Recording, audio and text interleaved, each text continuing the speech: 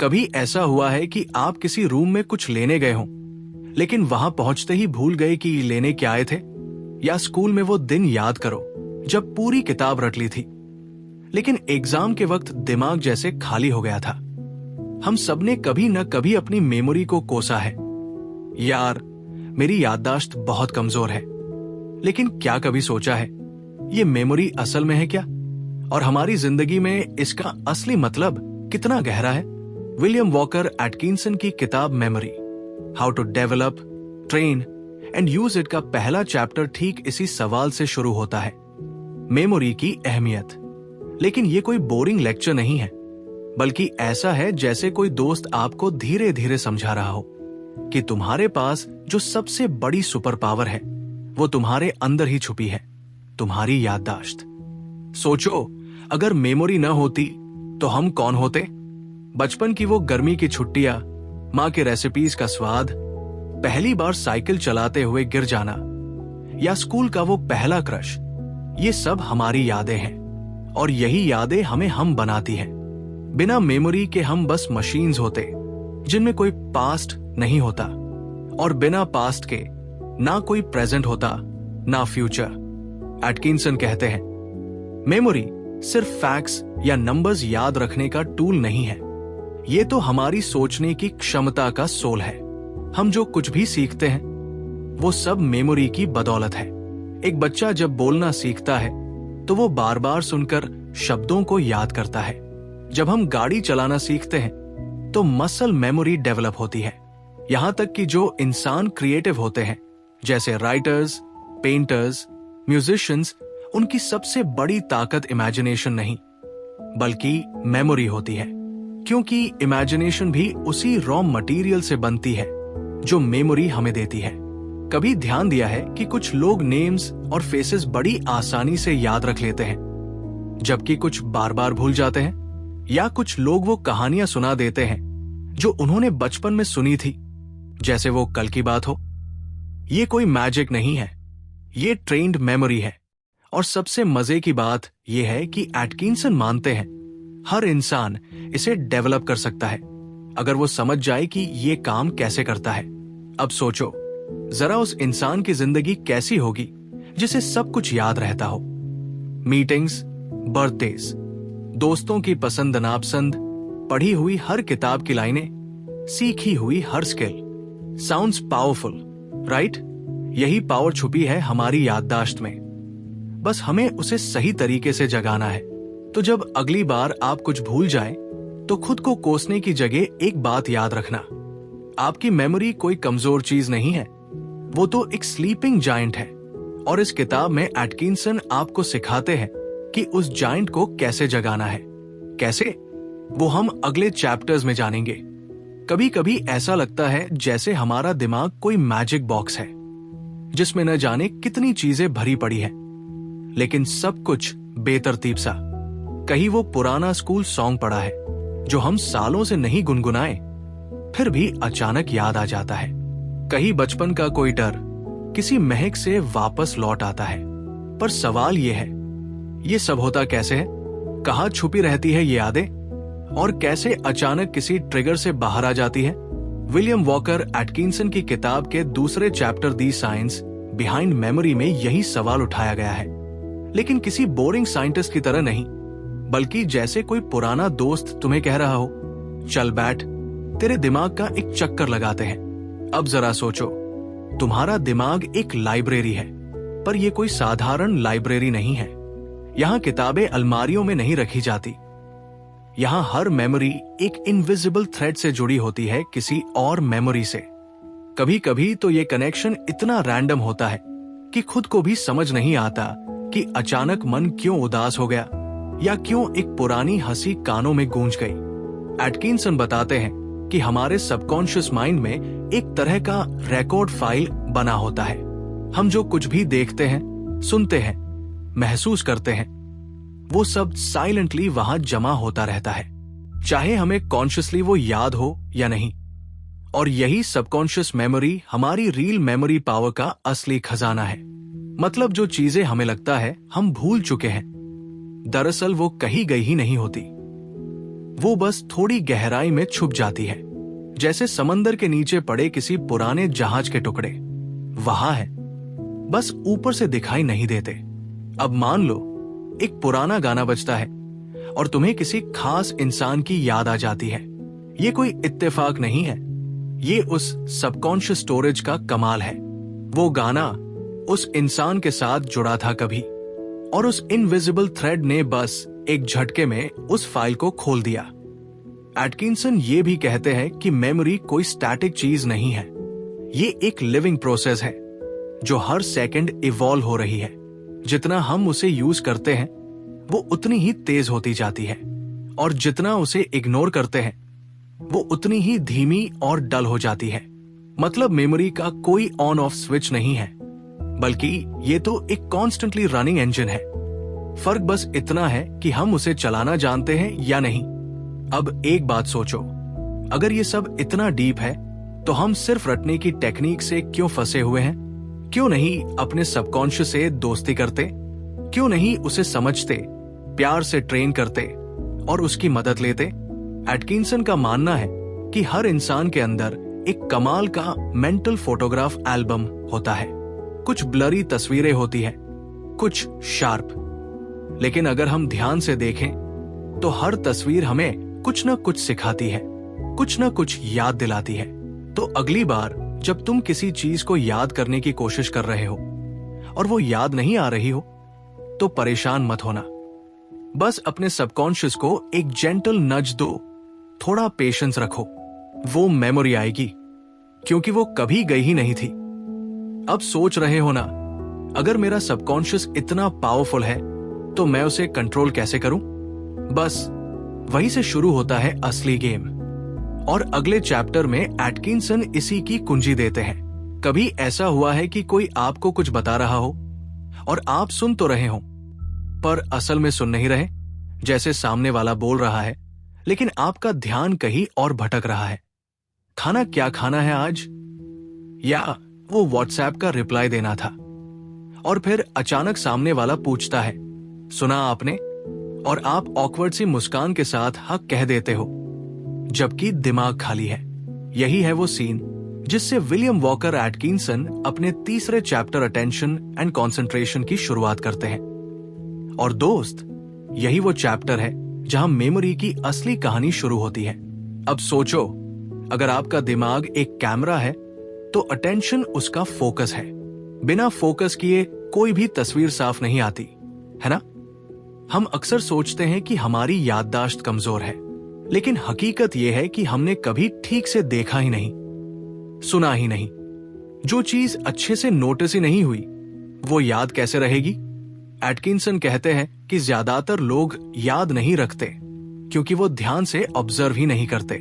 जैसे आप किसी पार्टी में किसी से मिले, उसने अपना नाम बताया, हाय आई एम राकेश, और आपने भी मुस्कुरा के हाय बोल दिया, लेकिन 2 मिनट बाद आपको उसका नाम याद नहीं। क्यों? क्योंकि जब उसने नाम बताया तब आप उसकी पर्सनैलिटी पर ध्यान दे रहे थे, या शायद सोच रहे थे ये जूते कहां से लिए होंगे। असल बात यह है कि सुनने और सुनने में फर्क होता है। एक होता है कैजुअल सुनना जो हवा के साथ चला जाता है, दूसरा होता है कॉन्शियस अटेंशन, यानी पूरा ध्यान लगाकर चीजों को ऑब्जर्व करना। जब हम किसी चीज को पूरे मन से नोटिस करते हैं तब वो हमारी मेमोरी में गहराई से बैठ जाती है। एटकिंसन इस प्रोसेस को थोड़ा रोमांटिक भी बनाते हैं। वो कहते हैं, इमेजिन करो कि आपका दिमाग एक आर्टिस्ट है और जो भी चीज आप ध्यान से देखते हो वो आर्टिस्ट उसे कैनवस पर उतार देता है। लेकिन अगर आपने बस ऊपर ऊपर देखा तो उस पेंटिंग में डिटेल्स नहीं होंगी, वो ब्लरी होगी। और ब्लरी पेंटिंग को दिमाग कैसे याद रखेगा? अब बात करते हैं कंसंट्रेशन की, यानी ध्यान को एक जगह टिकाना। ये आज के जमाने की सबसे रेयर स्किल बन गई है। मोबाइल की नोटिफिकेशंस, इंस्टाग्राम रील्स और चारों तरफ का शोर सब कुछ हमारी कंसंट्रेशन को चबा जाता है। एटकिंसन कहते हैं कि माइंड को कंसंट्रेट करना सीखना किसी वाइल्ड हॉर्स को ट्रेन करने जैसा है। पहले वो इधर उधर भागेगा, लेकिन प्रैक्टिस से वो आपके इशारे पर चलेगा। उन्होंने एक बहुत मजेदार बात कही, अगर आप कुछ मिनटों तक बिना भटके एक आइडिया पर ध्यान लगा सकते हो तो आप कुछ भी याद रख सकते हो। ये बात सुनकर मुझे वो दोस्त याद आया जो सिर्फ एक बार फिल्म देखकर हर डायलॉग याद कर लेता है और मैं सबटाइटल्स के बावजूद कहानी भूल जाता हूं। फर्क सिर्फ इतना था, उसका अटेंशन लेजर शार्प होता है। एटकिंसन ये भी मानते हैं कि अटेंशन और मेमोरी में एक रिश्ता है, जैसे रूट्स और ट्री का। ध्यान की जड़ें जितनी गहरी होंगी, यादों का पेड़ उतना ही मजबूत होगा। तो अब जब भी आपको लगे कि आपकी मेमोरी काम नहीं कर रही, खुद से एक ऑनेस्ट सवाल पूछना, मैंने पूरा ध्यान दिया था क्या? क्योंकि अक्सर भूलने का कारण भूलना नहीं होता, बल्कि ध्यान न देना होता है। और अब जब अटेंशन की कहानी समझ आ गई है, अगला चैप्टर खोलता है एक नया दरवाजा, एसोसिएशन की दुनिया, जहां मेमोरी मैजिक और भी इंटरेस्टिंग हो जाता है। कभी सोचा है कि कुछ चीजें हम एक बार में क्यों याद रख लेते हैं और कुछ बार बार पढ़ने के बाद भी दिमाग में घुसती ही नहीं? जैसे अपने बेस्ट फ्रेंड का बर्थडे याद रखना आसान है, लेकिन इलेक्ट्रिसिटी के लॉज एग्जाम से पहले भी कंफ्यूज कर देते हैं। क्यों? क्या मेमोरी सिलेक्टिव होती है? नहीं दोस्त, मेमोरी चालाक होती है और उसका सबसे पसंदीदा गेम है एसोसिएशन, यानी चीजों को आपस में जोड़ना। विलियम वॉकर एटकिंसन अपनी किताब memory, how to develop, train and use it के चौथे चैप्टर में यही राज खोलते हैं। और बिलीव मी, ये चैप्टर किसी जादू की ट्रिक जैसा लगता है, लेकिन असल में ये कोई मैजिक नहीं, बल्कि मेमोरी का सबसे पुराना, सबसे नेचुरल तरीका है सोचने का, चीजों को आपस में कनेक्ट करना। जरा सोचो, तुम्हें अपने स्कूल की पहली क्लास कैसे याद है? क्योंकि उस दिन तुमने पहली बार यूनिफॉर्म पहनी थी, माँ ने फोटो ली थी, और शायद तुम्हें पहली बार स्कूल छोड़ते हुए वो थोड़ी सी बेचैनी हुई थी। ये सब इमोशंस, विजुअल्स, स्मेल्स, सब एक मेमोरी चेन में जुड़ गए थे, और वो चेन अब भी इंटैक्ट है। बस कोई एक लिंक छू दो और पूरी मेमोरी लौट आती है। एटकिंसन कहते हैं, दिमाग एक कनेक्शन मशीन है। वो किसी भी नई जानकारी को तब तक परमानेंट नहीं बनाता जब तक उसका कोई पुराना दोस्त नहीं मिल जाता, यानी कोई एग्जिस्टिंग मेमोरी जिससे वो जुड़ सके। इसीलिए जब हम कोई नया कॉन्सेप्ट पढ़ते हैं, तो अगर उसे किसी रिलेटेबल चीज से कनेक्ट कर ले तो वो दिमाग में घर बना लेता है। अब मान लो तुम्हें किसी का नाम याद रखना है, मान लो मिस्टर भल्ला, और तुम उन्हें पहली बार एक जिम में मिलते हो। अब अगर तुम उन्हें सोचो भल्ला भल्ला पापड़ी जिम, वो फिट थे, लेकिन खाने का नाम भल्ला है, तो दिमाग मुस्कुराता है और कहता है, अरे हाँ, अब तो याद रहेगा।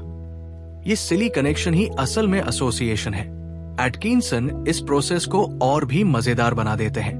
वो कहते हैं, जब हम इमेजिनेशन का यूज करके इंफॉर्मेशन को क्रिएटिवली कनेक्ट करते हैं, तो मेमोरी उसे गोल्डन इंक से लिख देती है। जैसे अगर तुम्हें याद रखना है कि Mars is the red planet, तो इसे याद रखने के लिए अपने दिमाग में एक रेड कलर्ड कैंडी बार सोचो जो आग में जल रही है और उस पर लिखा है मार्स। Sounds funny, right? लेकिन ये फनी और वियर्ड इमेजेस ही याद रहती है। एसोसिएशन सिर्फ इमेजिनेशन तक सीमित नहीं है। कभी कोई परफ्यूम की खुशबू तुम्हें अचानक किसी इंसान की याद दिला देती है, या कोई पुराना गाना किसी पुराने सफर को वापस जिंदा कर देता है। दैट्स बिकॉज हमारे सेंसेस भी एसोसिएशंस बनाते हैं। हर स्मेल, साउंड, टच, सब मेमोरी की इनविजिबल थ्रेड्स है। एटकिंसन चाहते हैं कि हम इन थ्रेड्स को खुद क्रिएट करना सीखें, एक्टिवली, नोइंगली, ताकि हर बोरिंग इन्फो भी इंटरेस्टिंग बन जाए। उनका कहना है, जो चीज जितनी स्ट्रांगली कनेक्ट होगी, वो उतनी ही स्ट्रांगली याद रहेगी। तो अगली बार जब कुछ याद न हो रहा हो, बैठो, आंखें बंद करो और सोचो, इस कॉन्सेप्ट को मैं किससे जोड़ सकता हूं? किसी मेमोरी से, किसी इमेज से, किसी जोक से, और जैसे ही वो लिंक बन जाएगा, बिलीव मी, मेमोरी कहेगी, अब तू बोलेगा और मैं भूलेगा नहीं। अब चलो, इस एसोसिएशन वाली राइड के बाद अगला स्टेशन है फेजेस ऑफ मेमोरी, जहां पता चलेगा कि यादें बनती कैसे हैं और टूटती कैसे हैं। मिलते हैं वहीं। सोचो जरा, अगर यादें न होती तो हम इंसान क्या होते? एक खाली शीशा जिसमें ना कोई रंग, ना कोई कहानी। यादें ही तो है जो हमें वो बनाती है जो हम हैं। हमारे डिसीजंस, हमारे डर, हमारी हंसी, हमारी पहचान। लेकिन ये जो यादें हैं, ये बस एक जगह से नहीं आती। विलियम वॉकर एटकिंसन की किताब मेमोरी के 5वें chapter types and phases of memory में पता चलता है कि यादें भी एक प्रोसेस से गुजरती है। एक सफर जिसकी हर स्टेज अपने आप में अलग कहानी है। अब मान लो तुम्हारा दिमाग एक थिएटर है। कोई भी मेमोरी बनने से पहले वो इस थिएटर में 3 एक्ट्स खेलती है, जैसे कोई परफॉर्मेंस। पहला एक्ट है इंप्रेशन, यानी जब कुछ नया तुम्हारे सामने आता है। जैसे तुम किसी नई जगह घूमने जाते हो, वो हरे पेड़, उस जगह की हवा, वहां का खाना, सब कुछ तुम्हारे दिमाग पर एक हल्का सा रंग छोड़ देता है। पर वो रंग तब तक हल्का ही रहता है जब तक अगला स्टेप न हो। दूसरा एक्ट आता है रिटेंशन, यानी वो चीज दिमाग में टिकती है या नहीं। अब ये डिपेंड करता है कि तुमने उसे कितने अटेंशन से देखा, कितनी बार महसूस किया, कितनी बार दोहराया। ये वो स्टेज है जहां मेमोरी या तो स्ट्रॉन्ग बनती है या शैडो बनकर खो जाती है। जैसे किसी इंसान का चेहरा जिसे तुम बस एक बार भीड़ में देखा हो सकता है वो चेहरा वहां हो पर ब्लरी सा। और फिर आता है तीसरा एक्ट, रिकॉल, यानी जब तुम्हें वो चीज याद आती है बिना किसी हेल्प के। जैसे कभी अचानक किसी चाइल्डहुड टॉय की याद आ जाए, या कोई पुराना जोक जो सालों से दिमाग में पड़ा था अचानक दोस्तों के साथ बैठते ही वापस आ जाए। तब समझ आता है कि हमारी मेमोरी सिर्फ एक स्टोर हाउस नहीं है, ये एक लिविंग सिस्टम है जो कभी कभी चुप रहती है पर हमेशा एक्टिव रहती है। एटकिंसन यहां एक और दिलचस्प बात बताते हैं कि हर इंसान की याददाश्त एक जैसी नहीं होती और हर याद एक जैसी नहीं होती। कुछ लोग विजुअल से ज्यादा याद रखते हैं, उन्हें चेहरे, जगह, रंग, सिंबल्स जल्दी याद हो जाते हैं। कुछ लोग साउंड से सीखते हैं, उन्हें गाने, आवाजें या बोली हुई बातें ज्यादा जल्दी क्लिक करती हैं। और कुछ ऐसे होते हैं जो फीलिंग से चीजें याद रखते हैं, जैसे उस दिन बारिश हो रही थी और तुम्हारा मूड ऑफ था, इसलिए उस दिन की हर बात आज भी याद है। यादों की ये दुनिया बहुत ही लेयर्ड है। कुछ मेमोरीज बस सरफेस पर होती है, हल्की सी आवाज या खुशबू से बाहर आ जाती है, और कुछ ऐसी होती है जो गहराई में छुपी होती है, जिन्हें बाहर लाने के लिए थोड़ा डिगिंग करना पड़ता है। एटकिंसन की बातें सुनकर लगता है जैसे हमारा दिमाग कोई म्यूजियम है, जिसमें हर इमोशन, हर इंसिडेंट, हर चेहरे का एक अलग सेक्शन है, और हर सेक्शन को खोलने की एक की होती है, अटेंशन, एसोसिएशन, रेपिटेशन, या कभी कभी बस साइलेंस। इस चैप्टर को पढ़ते हुए ऐसा लगता है जैसे हम अपने ही माइंड के किसी रहस्यमय मंदिर की सीढ़ियां उतर रहे हैं। हर सीढ़ी पर कोई पुरानी याद बैठी है और हर दरवाजे के पीछे कोई नई समझ। तो अब जब कभी लगे कि मुझे कुछ भी याद नहीं रहता, तो खुद से ये मत कहो कि आपकी मेमोरी कमजोर है, बल्कि समझो कि शायद कोई लिंक टूटा हुआ है या कोई लेयर डस्ट से ढकी है। बस अटेंशन से, थोड़ी क्यूरियोसिटी से और थोड़ी प्रैक्टिस से आप उस टेम्पल के हर कमरे को अनलॉक कर सकते हो। और अब जब मेमोरी की ये फेजेस समझ आ चुकी है, अगला चैप्टर आपको बताएगा इस टेम्पल की सफाई कैसे करें, यानी कैसे अपनी मेमोरी को ट्रेन किया जाए। कभी सोचा है कि हमारी याददाश्त की असली शुरुआत कहां से होती है? किसी किताब से नहीं, किसी क्लासरूम से नहीं यार। असली शुरुआत होती है हमारी आंखों, कानों, नाक, जीभ और त्वचा से, यानी इंद्रियों से। और विलियम वॉकर एटकिंसन की किताब मेमोरी का 6ठा चैप्टर ट्रेनिंग द सेंसेस इस बात को ऐसे समझाता है जैसे कोई पुरानी लेकिन सच्ची कहानी। मान लो तुम्हारा दिमाग एक रॉयल शेफ है और यादें बनाने के लिए उसे अच्छे इंग्रेडिएंट्स चाहिए। अब ये इंग्रेडिएंट्स कौन लाता है? हमारे सेंसेस, मतलब जो हमने देखा, सुना, सूंघा, छुआ या टेस्ट किया। लेकिन अगर ये सेंसेस ही लेजी हो, डल हो, तो शेफ चाहे जितनी कोशिश कर ले, डिश अधूरी रहेगी। अब एक कहानी सुनो। बचपन में जब पहली बार सड़क पार करना सिखाया गया था, तो क्या कहा गया था?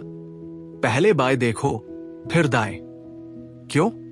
क्योंकि देखने का तरीका ही जिंदगी बचा सकता है। उसी तरह एटकिंसन कहते हैं कि जब सेंसेस को शार्प करना सीख जाते हैं, तो हमारी मेमोरी खुद ब खुद तेज हो जाती है। कभी नोटिस किया है कि कुछ लोग ऐसे होते हैं जिन्हें छोटी छोटी डिटेल्स याद रहती हैं। अरे उस दिन तुमने नीली टी शर्ट पहनी थी ना, या उस रेस्टोरेंट में जो बैकग्राउंड म्यूजिक था ना, वही उस दिन बज रहा था जब तुम सैड थे। और हम सोचते हैं ये कैसे याद रखते हैं इतना सब कुछ? असल में उनका दिमाग कोई अलग नहीं है, उनके सेंसेस ट्रेंड है। एटकिंसन इस चैप्टर में ऐसे ही समझाते हैं कि हमारी आंखें सिर्फ देखने के लिए नहीं, ऑब्जर्व करने के लिए बनी है। कान सिर्फ सुनने नहीं, फील करने के लिए है। लेकिन हम इन सेंसेस को प्रॉपर्ली इस्तेमाल ही नहीं करते। जैसे कोई एक्सपेंसिव कैमरा ले लिया हो, पर उसे ऑटो मोड में ही चला रहे हो। अब तुम ही बताओ, अगर किसी ने गुलाब का फूल बस देखा और किसी ने उसे छुआ, उसकी खुशबू ली, उसकी नरमी महसूस की, तो कौन उसे ज्यादा देर तक याद रखेगा? ऑब्वियसली दूसरा वाला, क्योंकि उसकी इंद्रिया उस मेमोरी को कई रास्तों से दिमाग तक ले गई। एक और बात एटकिंसन बड़ी दिलचस्प कहते हैं, सेंसेस को ट्रेन करना कोई बोरिंग एक्सरसाइज नहीं है, ये तो एक गेम की तरह होना चाहिए। इमेजिन करो कि तुम किसी डिटेक्टिव की तरह दुनिया को देख रहे हो, हर चीज को डिटेल्स में ऑब्जर्व कर रहे हो, दुकानों के नाम, लोगों के फेस एक्सप्रेशंस, हवा की डायरेक्शन तक। ऐसा करने से धीरे धीरे तुम्हारा माइंड एक शार्प कैमरा बन जाता है। जो कुछ भी देखेगा वो ऑटोमेटिकली आर्काइव में चला जाएगा।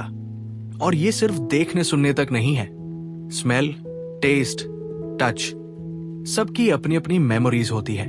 कभी किसी खाने की खुशबू आते ही बचपन की किचन याद आई है, या कोई सॉन्ग सुनते ही दिल धक धक करने लगा? That's the power of sensory memory.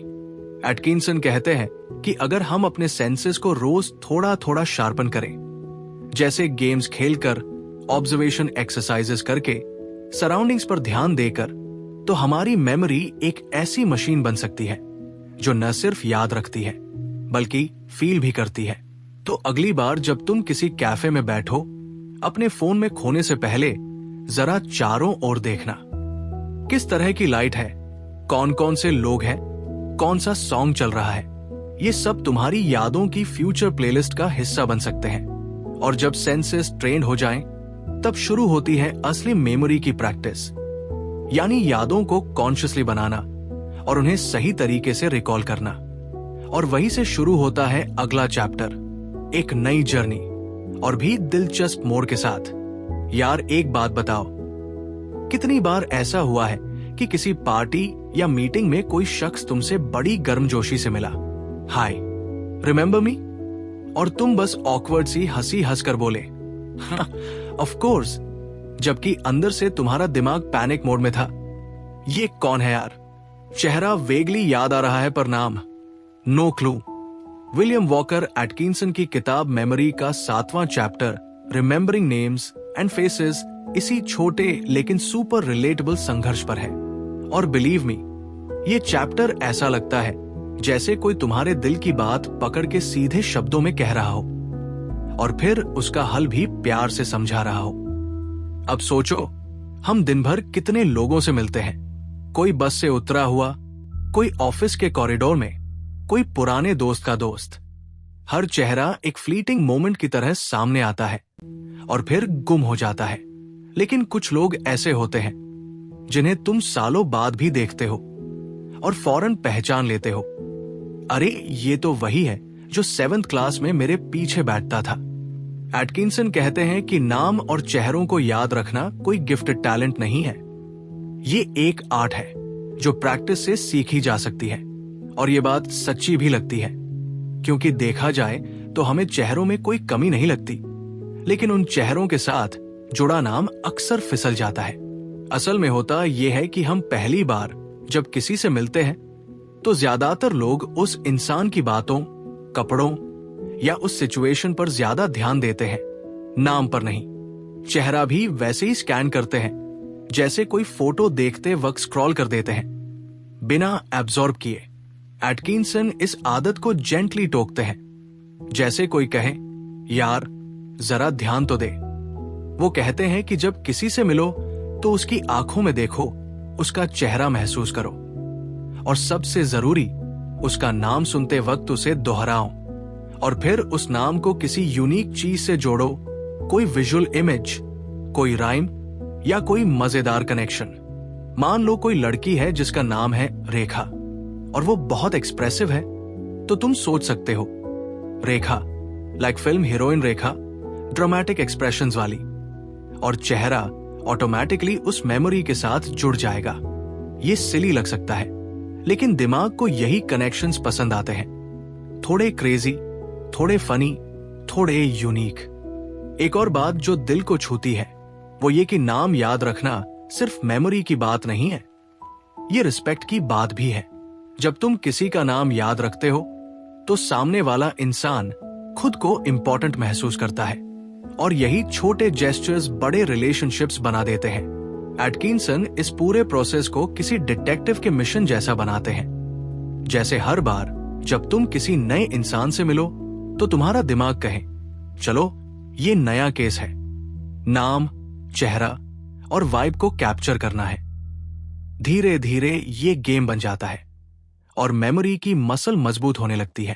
अब सोचो, अगर हर बार जब तुम किसी से मिलो तो उसका नाम और चेहरा तुम्हारे दिमाग में एक छोटी सी मूवी की तरह बैठ जाए, तो तुम सिर्फ लोगों को नहीं पहचानोगे बल्कि उनके दिलों में जगह बना लोगे। तो अगली बार जब किसी से मिलो, बस यूं ही कैजुअली नहीं, थोड़ा कॉन्शियसली मिलना, और अपने दिमाग को कहो, bro, this face and name, we are gonna remember this one. तुम्हारे साथ भी ऐसा हुआ है क्या? किसी जगह से गुजरे और अचानक किसी पुरानी याद की खिड़की खुल गई, जैसे उस जगह की दीवारें तुमसे कोई कहानी कहना चाहते हो, या फिर कोई गाना बजा और सीधे बचपन की किसी दोपहर में फेंक दिया गया। और कभी ऐसा भी होता है कि किसी नंबर को याद करने में दिमाग का कचूमर बन जाता है, लेकिन एटीएम पिन या पुराने घर का एड्रेस हमेशा जहन में रहता है। मेमोरी के 8वें chapter memory for places, numbers and music में विलियम वॉकर एटकिंसन इस जादू की तह में उतरते हैं, और ऐसा लगता है जैसे वो हमारे रोजमर्रा के माइंड ब्लोइंग मोमेंट्स को डीकोड कर रहे हों, बिल्कुल दोस्त की तरह, बिना भारी भरकम शब्दों के। चलो कहानी से शुरू करते हैं। मान लो तुम अपने स्कूल की रियूनियन में गए हो। वहां कुछ लोग बोले, मुझे तो स्कूल का कैंटीन आज भी याद है, वो हरी दीवारें, वो गोलगप्पे वाला कॉर्नर, वो बेंच जिसके नीचे गम चिपकाया करते थे। और तुम सोचते हो, हाँ यार बिल्कुल, वो सारी चीजें आंखों के सामने आ रही है। ये जो प्लेसेस की मेमोरी होती है ना, ये सिर्फ दिमाग में नहीं रहती, ये दिल में भी घर बना लेती है। एटकिंसन कहते हैं कि हमारे सराउंडिंग्स का मेमोरी से डीप रिश्ता है। हर जगह, हर मोड़, हर खिड़की, अगर उसमें कोई इमोशन जुड़ा हो तो वो सीन माइंड में पक्का स्टोर हो जाता है। अब नंबर की बात करें तो ज्यादातर लोग बोलते हैं, मुझे नंबर याद नहीं रहते यार। लेकिन वही लोग 90s के सॉन्ग्स के लिरिक्स बिना गलती के गा सकते हैं। क्यों? क्योंकि हमारी ब्रेन को ड्राई डिजिट्स पसंद नहीं आते, उसे स्टोरीज, पैटर्न्स और रिदम्स चाहिए। एटकिंसन कहते हैं कि अगर नंबर को बोरिंग लाइंस की तरह देखोगे तो दिमाग बोर होकर इग्नोर कर देगा, लेकिन अगर तुम उसमें कुछ पैटर्न, कुछ इमेज, कुछ मजा डाल दो, जैसे 1984 को जॉर्ज ऑरवेल्स ईयर की तरह याद रखो, या अपना पासवर्ड किसी स्पेशल तारीख से जोड़ दो, तो वो तुम्हारे दिमाग में चिपक जाएगा जैसे स्टिकर। और फिर आता है म्यूजिक, जो शायद मेमोरी की सबसे इमोशन पैक्ड टेरिटरी है। कोई ट्यून चल रही हो और अचानक तुम उस दिन में पहुंच जाओ जब पहली बार हार्ट ब्रेक हुआ था, या फर्स्ट लव। एटकिंसन कहते हैं कि म्यूजिक सिर्फ सुनाई नहीं देता, वो महसूस होता है, और जो चीज फील होती है वो मेमोरी में गहराई से सेटल हो जाती है। इसलिए कई लोग जो लिरिक्स भूल जाते हैं, उन्हें ट्यून याद रहती है। और कुछ लोग वर्ड्स तक गा लेते हैं क्योंकि वो मेलोडी से जुड़ गई होती है। म्यूजिक एक इनविजिबल ग्लू है जो हमारी यादों को जोड़ता है, प्लेसेस से, इमोशन से, मोमेंट से। एटकिंसन का चार्म इस बात में है कि वो हमें ये सब लॉजिक से नहीं, लाइफ से समझाते हैं। वो कहते हैं याददाश्त कोई रिजिड सिस्टम नहीं है, ये एक आर्ट है, एक अनुभव है। और अगर तुम प्लेसेस को क्यूरियोसिटी से देखो, नंबर्स को क्रिएटिविटी से पकड़ो और म्यूजिक को दिल से सुनो, तो तुम्हारी मेमोरी एक म्यूजियम नहीं बल्कि एक लिविंग सिम्फनी बन जाएगी। तो अगली बार जब कोई जगह पुराने जाम को रेत दे, कोई नंबर दिमाग में अटक जाए या कोई गाना दिल को चुपचाप हिला दे, तो समझ जाना तुम्हारी मेमोरी तुम्हारे साथ डांस कर रही है। और उस डांस को मास्टर करना अब तुम्हारे बस की बात है। कभी सोचा है कि याददाश्त सिर्फ स्कूल के सिलेबस तक ही क्यों सीमित लगती है? जैसे बचपन से ही ये सिखा दिया जाता है कि मेमोरी का मतलब है डेफिनेशंस याद करना, फॉर्मूला रट लेना और एग्जाम में सब उगल देना। लेकिन फिर जब असली जिंदगी शुरू होती है, तब रियलाइज होता है कि असली चैलेंज तो वहां है जब तुम्हें क्लाइंट का नाम याद नहीं रहता, ग्रोसरी लिस्ट भूल जाते हो, या किसी इंपॉर्टेंट मीटिंग में वो वन लाइनर याद नहीं आता जो बॉस को इम्प्रेस कर सकता था। विलियम वॉकर एटकिंसन की किताब मेमोरी का 9वां चैप्टर प्रैक्टिकल मेमोरी एप्लीकेशंस बिल्कुल इस रियल लाइफ झमेले को पकड़ता है, और ऐसा पकड़ता है कि लगे जैसे कोई दोस्त तुम्हारे सामने बैठकर बोल रहा हो। चल, अब तुझे समझाता हूं कि याददाश्त असल में काम कैसे आती है। मान लो एक लड़का है, रवि।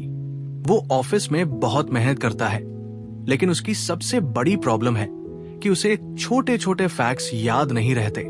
प्रेजेंटेशन की तारीख, क्लाइंट्स के नाम या मीटिंग्स में बोले गए इंपॉर्टेंट पॉइंट्स सब हवा हो जाते हैं।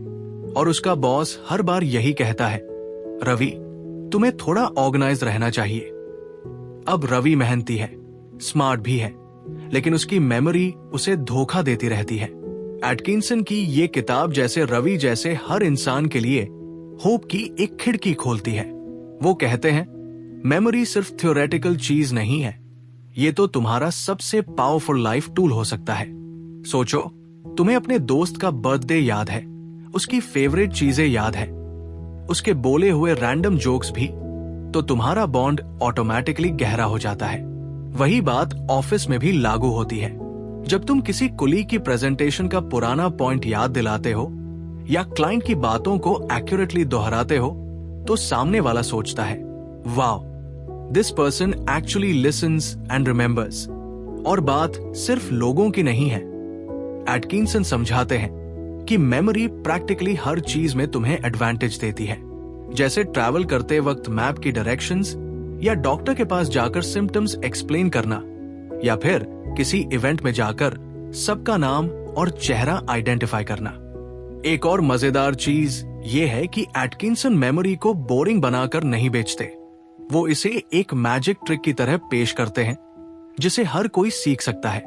जैसे कोई मैजिशियन कहे, भाई ये ट्रिक मैं तुझे सिखा देता हूं, बस थोड़ा ध्यान और प्रैक्टिस चाहिए।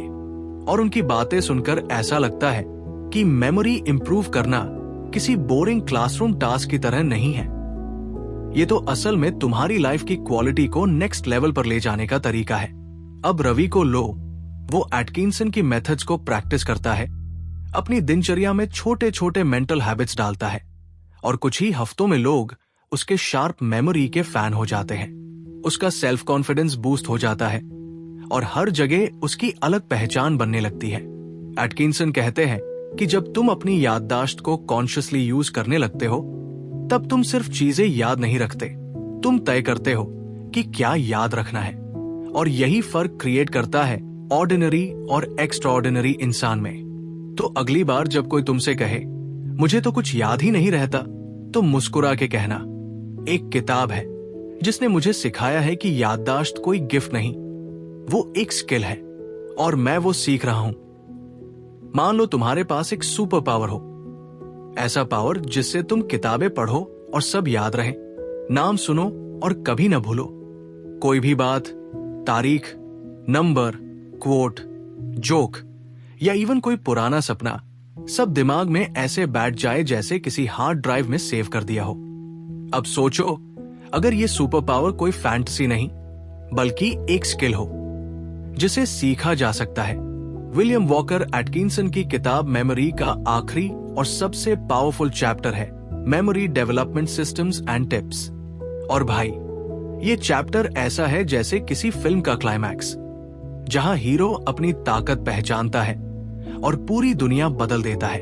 अब देखो, याददाश्त का नाम सुनते ही ज्यादातर लोग सोचते हैं, अरे मेरी तो बहुत कमजोर है यार, या फिर बचपन में ठीक थी, अब तो सब भूलने लगा हूं।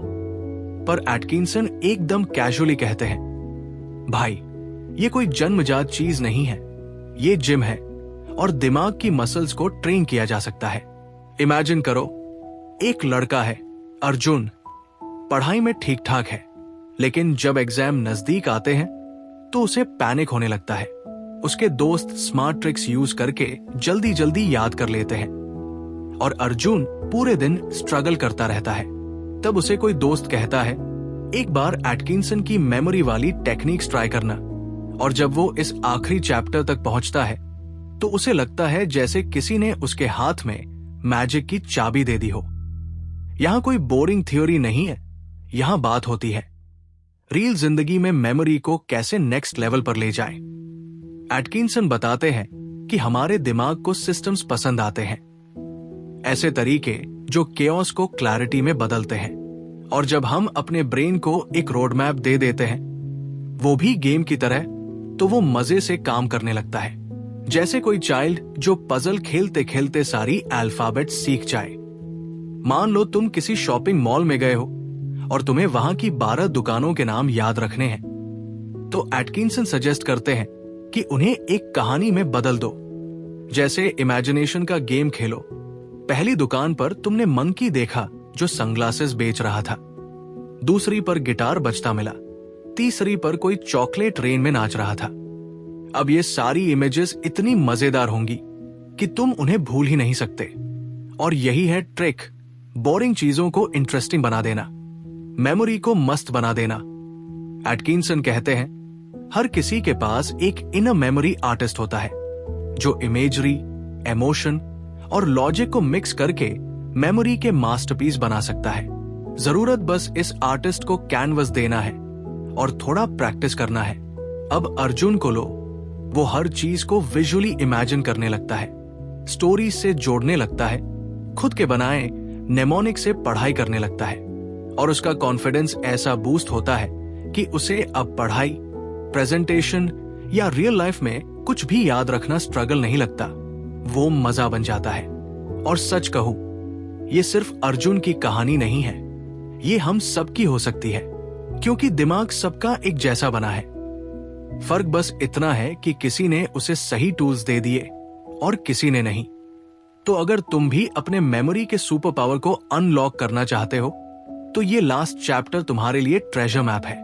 एक बार पढ़ो नहीं, फील करो, यूज करो और फिर देखो कैसे तुम्हारी जिंदगी बदलने लगती है। धीरे धीरे नहीं, तेजी से। आपने जो समय दिया, ध्यान से सुना और इस बातचीत में हिस्सा लिया, इसके लिए मैं बहुत आभारी हूं। धन्यवाद फिर से। और हमेशा याद रखो, आपके पास वो शक्ति है जो किसी भी चीज को याद रखने और समझने में मदद कर सकती है।